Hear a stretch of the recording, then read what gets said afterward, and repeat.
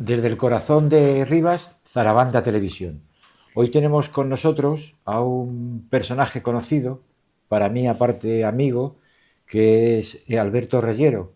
Alberto Reyero es abogado, fue diputado durante más de 2 legislaturas, primero como miembro de UPyD y luego como miembro de Ciudadanos.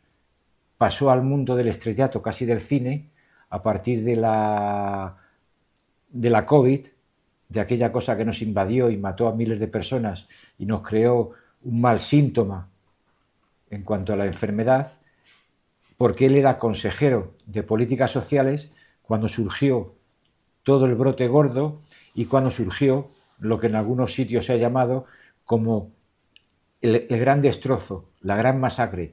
7.291 personas fallecieron en residencias por no ser atendidos debidamente como deberían de serlo, por una medicalización, por un uso de ambulancias, y a partir de ese momento la negativa de Reyero a hacer las cosas que decía fundamentalmente la señora Isabel Díaz Ayuso, pues se montó el gran número.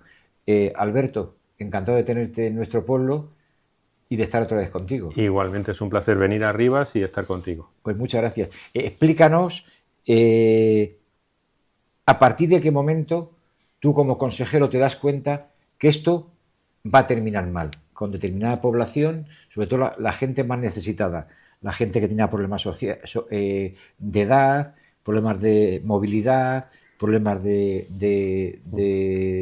aceptación mental de su realidad. ¿Cómo fue eso? Nino, hubo 2 momentos para mí fundamentales. Fue el primero, hubo una residencia en la zona de Latina de Madrid, que fue la primera explosión en la que vimos que en cuanto entraba el COVID en una residencia, las muertes se multiplicaban y no hablábamos de 1 o 2 personas fallecidas, sino de 15 o 20 personas. Eso vimos que era, pues las residencias eran un auténtico polvorín. Y en segundo lugar, cuando a mí me enseñaron un protocolo que hacía referencia a lo que tú decías, que decía, era un protocolo de la Consejería de Sanidad, que decía que las personas que vivían en residencias que tenían un determinado nivel de falta de movilidad, simplemente, por ejemplo, para que nos hagamos una idea, alguien que necesita una silla de ruedas, ese ya quedaba excluido de ser derivado a un hospital en el caso de que pudiera necesitarlo. Y lo mismo ocurría con personas que tenían un deterioro cognitivo mediano, ¿no? Entonces, claro, yo en ese momento me pregunté, es que las personas que están en las residencias, pues precisamente o tienen problemas de movilidad, o tienen problemas cognitivos, o tienen los dos. Las personas que están en las residencias no son perfectamente funcionales, ¿no?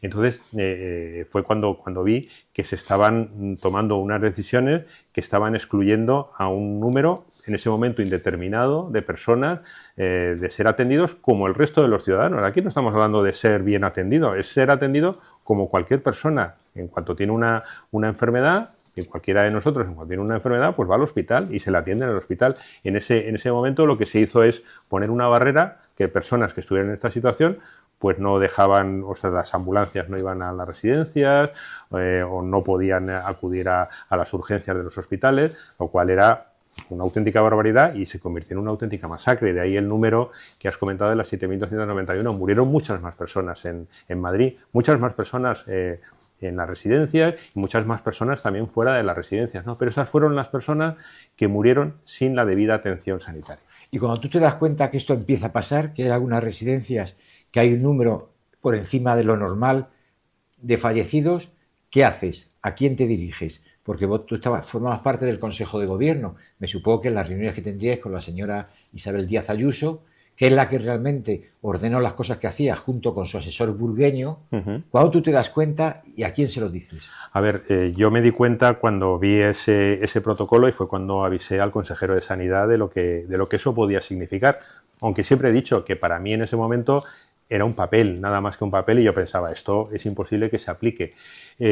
Cuando fuimos viendo cómo se paralizaron las derivaciones a los hospitales, pues fue un proceso gradual, ¿no? No lo vimos de manera inmediata, sino que empezamos a ver que la mayoría de la gente que normalmente era derivada, no era derivada. Entonces, bueno, hubo muchos avisos,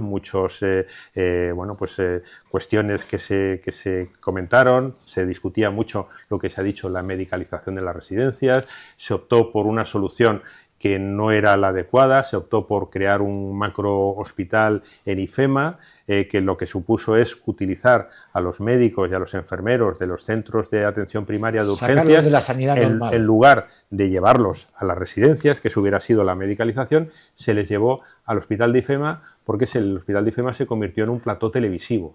Se convirtió en un sitio que yo siempre pongo el ejemplo para que nos hagamos una idea. Durante el tiempo que estuvo abierto IFEMA, murieron en IFEMA 16 personas, 16. Podemos pensar que son muchas o pocas, pero es que durante ese mismo periodo, 5 semanas, en las residencias murieron 5.000.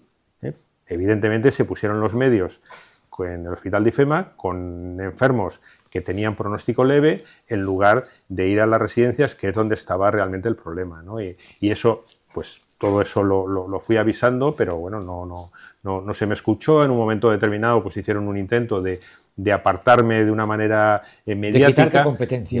Porque realmente las competencias no me las quitaron en ningún momento, y bueno, pues realmente, bueno, pues apartarme porque estaba siendo pues molesto acerca de lo que estaba diciendo, que estaban haciendo, ¿no? ¿Y tú hasta hablaste en algún momento con la presidenta regional para decirle lo grave que era la situación? Porque tú eras el que mejor sabías cuál era la situación de las residencias. Claro. Lo que pasa es que en ese momento yo lo avisaba, pero tampoco éramos conocedores de los datos que luego hemos conocido después, porque se nos hablaba de un colapso en los hospitales. Es verdad que hubo colapso en los hospitales, pero lo que no sabíamos es que se quedaron camas en los hospitales privados libres. Que eso, bueno, pues en ese momento no lo sabíamos, porque había que decir, oye, si no hay sitio en los hospitales, pues no puede ir nadie, claro, porque no hay sitio. Luego vimos que esas personas que no iban a los hospitales eran solo las personas con un determinado perfil, y además ocurría con no con las camas privadas de los hospitales privados. Y luego algo añadido que también nos dimos cuenta después es que las personas que no tenían seguro privado no eran derivadas, pero las que tenían seguro privado sí que eran derivadas, porque se les enviaba una ambulancia privada, iban a los hospitales privados.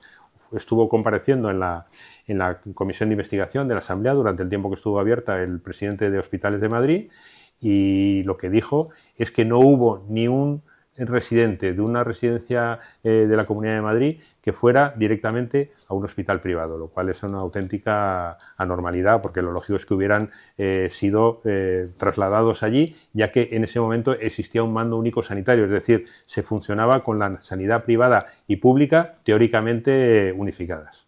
En aquella época ya había avanzado la señora Ayuso del centro derecha al centro extrema, la conexión con Vox, o entonces ya se le veía cómo enseñaba la patita de tener cierto desprecio hacia la sanidad pública y tener cierto tipo de parabienes con todo lo que tiene que ver con lo privado? Bueno, yo creo que ese germen de ir dando señales de que estaba girando más hacia la extrema derecha, yo creo que ya lo estaba mostrando, incluso en sus discursos en la Asamblea. Yo me acuerdo, incluso antes de que ocurriera el COVID, ya hablaba de las iglesias que se quemaban, unos discursos que, es decir, pero esto en estos tiempos de qué se está hablando, ¿no? Pero bueno, luego hemos visto después que determinada orientación hacia no favorecer más la sanidad privada que la sanidad pública, pues ya empezaba a dar atisbos, ¿no? ¿Qué os movió a los entonces que erais dirigentes o diputados de Ciudadanos el optar, cuando el triunfador de las elecciones había sido el socialista Ángel Gabilondo, pactar con el PP con una especie de ayudita de Vox? ¿Qué llevasteis al pensamiento, a la reflexión para decidir por una persona o por otra? A ver, que no hay nivel.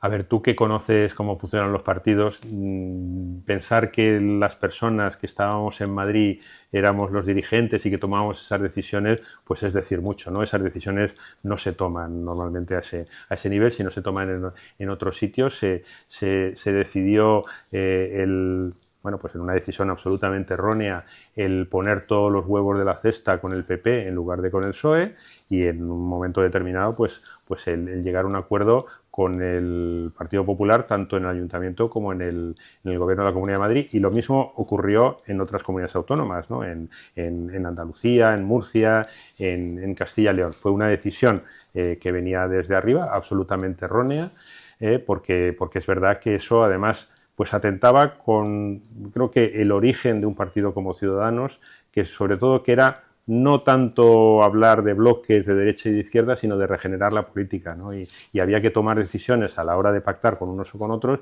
en función de lo que pudiera regenerar. Yo creo que no tiene sentido. En su momento se hablaba de que en Andalucía existía un régimen. En Madrid, ¿cuántos años lleva el régimen del PP? 30 años. Pues yo creo que el limpiar y que pasen otros, pues eso hubiera sido positivo. Yo creo que hubiera sido una gran oportunidad para empezar de nuevo, empezar con otro proyecto y hacerlo de manera distinta. Y bueno, yo creo que el resultado lo tenemos ahora y hemos visto, pues Ciudadanos no le favoreció en absoluto, y yo creo que a la Comunidad de Madrid tampoco. ¿Y qué consecuencias tuvo para tu carrera política? Evidentemente, me supongo que te destituirían, ¿no? ¿Estuviste hasta el final de la legislatura? A ver, yo dimití. Yo presenté la dimisión. ¿A motu propio o te dijeron no, que...? No, a motu propio. Incluso yo hablé de dimitir antes de que lo hice. Esperé a que tuviera el visto bueno de mi partido. O sea, no es como otras veces que te obligan o te insinúan que lo que tienes que hacer. Yo peleé porque yo no quería irme a las bravas, podía haberme ido a las bravas, pero yo quería que ya que me habían decidido colocarme como consejero, que el partido también, bueno, pues estuviera de acuerdo, y al final, bueno, pues presenté mi dimisión en octubre del año 2020, y bueno, pues yo en ese momento ya sabía que mi carrera política se había terminado, lo cual tampoco era algo que me preocupara excesivamente, porque yo siempre he entendido la carrera política como un tiempo en el que te dedicas a ocupar determinados puestos, pero luego sigues con tu vida normal. Yo tenía una vida anterior profesional, y igual después pues estoy teniendo una vida profesional. Yo creo que hay que pensar que la política, hay que ser muy profesional mientras estás trabajando en política, pero creo que ser profesional de la política no lleva nada bueno. Esos políticos, que ahora tenemos muchos, que lo que han empezado es de jovencitos en sus partidos políticos, da igual en cuáles, y que no han conocido la realidad de la calle, pues creo que eso para la sociedad y para la política en su conjunto no es bueno. Y luego también tuvo repercusión en tu vida personal, todo este tipo de cosas, porque al final el malo, que debería ser la presidenta del gobierno, porque es quien toma en definitiva las conclusiones más importantes sobre las decisiones, pues la tomó alguien que en definitiva les puso barrera, les dijo, esto no se puede hacer. O sea, ¿te ha costado también en lo personal? Bueno, me costó en lo personal durante el tiempo que lo viví, porque fue un momento de sufrimiento, y además pues yo era el responsable de las personas más vulnerables de la Comunidad de Madrid, y yo no estaba a gusto con las decisiones que estaban tomando, que estaban afectando a la gente, ¿no? Pero como coste personal, yo diría que posteriormente ninguno. Evidentemente tengo enemigos, claro, pero también tengo mucha otra gente que todo lo contrario, que me agradece mucho el trabajo que he hecho. Yo creo que cuando haces algo en la vida, bueno, pues que tiene cierta importancia, pues no vas a pensar que vas a ganar todos los amigos, ¿no? Bueno, pues habrá algunos que les guste más y otros que les guste menos. Y yo, por lo menos, cuando me miro al espejo, pues tú, aparte de tu dedicación a todo lo que tiene que ver con los colectivos sociales, con los colectivos más discriminados, con los colectivos con más problemas, ¿qué crees? Te digo que también eres abogado. ¿Por qué esto va tan lento? ¿Por qué esto ha quedado como una especie de locura de 7.291 familias que de pronto se acuerdan de sus familiares? ¿Por qué esto va tan lento? Yo no digo que haya yo nunca quiero la cárcel para nadie, porque a mí la cárcel la conozco y no me parece que es un sitio agradable como un hotel, no se la deseo a nadie. Pero ¿por qué esto va tan lento y por qué tanto desprecio que ofrece el PP cuando se habla de 7.291? Vale, yo creo que son dos cosas distintas, ¿no? Yo creo que los procesos judiciales son procesos complicados. Es difícil, y yo creo que lo que primero que se intentó es bueno, pues relacionar las muertes con determinadas acciones por parte del gobierno. Eso es muy difícil probar penalmente, porque un juez lo que busca es una causa directa, o sea, lo que busca es que haya una pistola que ha disparado a una persona y que ese disparo le ha matado. Evidentemente, las personas murieron por el COVID, ¿no? luego hubo decisiones absolutamente erróneas y en algún caso absolutamente crueles e ilegales que se tomaron, ¿no? Pero es difícil que eso prospere judicialmente. Yo creo que se ha planteado otra orientación últimamente, que es bueno, pues ver la vía de la discriminación sanitaria, que yo creo que bueno, pues tiene más posibilidades de prosperar. Estamos por ver qué posibilidades tenga. Yo tengo alguna esperanza que puedan algunos poder prosperar. Los jueces y los fiscales no nos lo han puesto fácil, porque realmente lo que han hecho es, en lugar de centralizar todos los casos en una sola causa, ahora mismo están divididos en varias causas. Estamos a la espera de que la Audiencia Provincial de Madrid tome una decisión al respecto y que ocurriera como ocurrió o está ocurriendo en la Dana, ¿no? No se está discutiendo cada una de las muertes, sino que hay una jueza instructora que está instruyendo las causas de todos los fallecidos como consecuencia de la Dana, ¿no? Y en relación a lo segundo que me comentabas, del desprecio por parte del PP a las víctimas, bueno, pues es algo que humanamente uno no es capaz de entender, pero históricamente sí es capaz de entenderlo, porque es lo que ha hecho normalmente el PP cuando ha habido algún desastre. Y podemos hablar del JAC 44, sí, ¿no? De la Dana, del Prestige, de cualquier tipo de los atentados terroristas. Los atentados terroristas, pues al final es realmente, en lugar de empatizar con las víctimas, pues al final prácticamente culpabilizarles de todo, ¿no? Pues, amigo Alberto, hemos terminado la entrevista. Sé que ahora vas a intervenir en un acto para hablar de lo mismo. Darte las gracias en nombre de toda la redacción y los trabajadores de Zarabanda, y ofrecerte este medio de comunicación para denuncias sociales de este tipo o de cualquier otra. Muchísimas gracias. Muchísimas gracias, es un placer.